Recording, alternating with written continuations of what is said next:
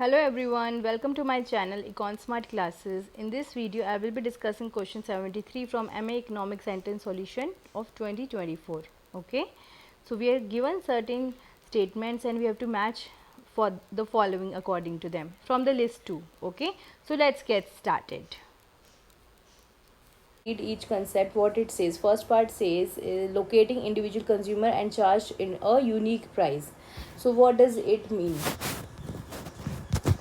If we understand the first part, just to carefully understand, each individual when it is charged a different price, it means suppose this is in PQ space, this is your demand curve, and each individual is charged a different pricing, then you can say that probably this is how it is. So suppose this is the margin cost curve and each individual is charged a different price, that means entire consumer surplus is taken away, and it must be the case that it's one of the possible cases that consumer is charged price exactly their willingness to pay, that's the maximum willingness to pay from the demand curve, and therefore there is no consumer surplus. So this is the clearly a case of first degree price discrimination, right, where each individual is charged a unique price. So first case, it's clearly a case of first degree price discrimination. So let me write here third part to A. Let's not get confused. This is A, B, C and D to just understand things better. Now B part says, this is A part, B part says divide the consumers into market with different elasticity and charge a unique price. Now this is the feature when you are dividing the two markets in the B part, when you say there is market 1 and market 2, and in two markets there are say different prices, right, and the elasticities are also different in the two market, right. So if you compute as profit maximizing condition for the firm, we usually take that marginal revenue from each markets are equal, and when you compute the marginal revenue equation, it comes out to be as P1 times 1 minus elasticity, and this is equals to P2 times 1 minus elasticity of the second market. This is how the relation is derived. If you want some more insights to it, we can discuss it in some other videos, and you can refer back to my micro material that I've posted online. So it's a clear example. If such is the case, that there are different markets and the prices chosen are different, say rural, urban, may same doctor is giving different services. Okay, it's kind of giving charging different price for the same service it might be providing, right, because the demand elasticity is different. In one market, demand could be highly elastic because there are more substitutes available in the market, right.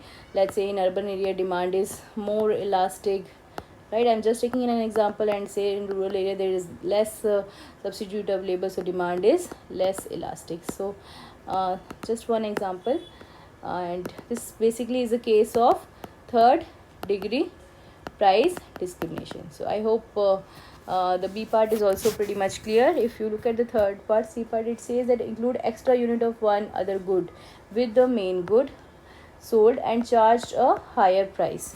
So in this particular case, what you're doing is, say you are selling say 10 unit, you're already supplying at say price P1.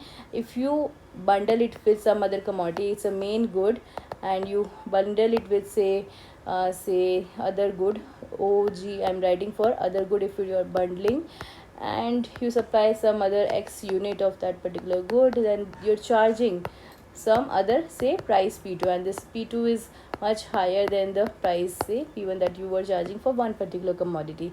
So this is the process, it's called as bundling, right. So it's a concept of bundling. Now you could just think of certain example like these days Flipkart, grocery, Zepto, Blinkit and all. That's how they are doing, they're kind of bundling. I know they are giving you certain discounts, and when they're providing certain extra goods at different prices, this is the example of bundling, right. So I hope this answers the question. Next is charge different consumers different price depending on the day of the week.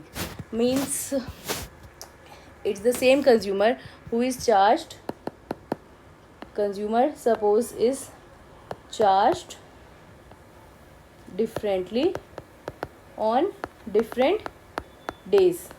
So here it's not clearly mentioned, although is the consumer buying the same commodity, same quantity of the commodity or not, right?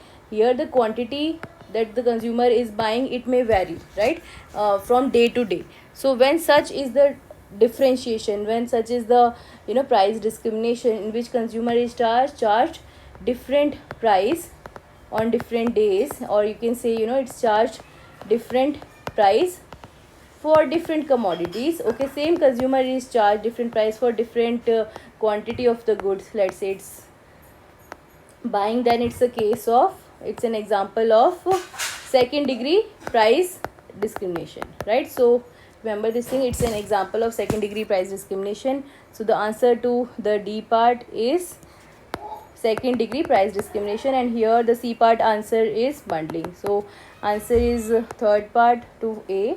Then B part answer is third degree price discrimination, its answer is fourth part.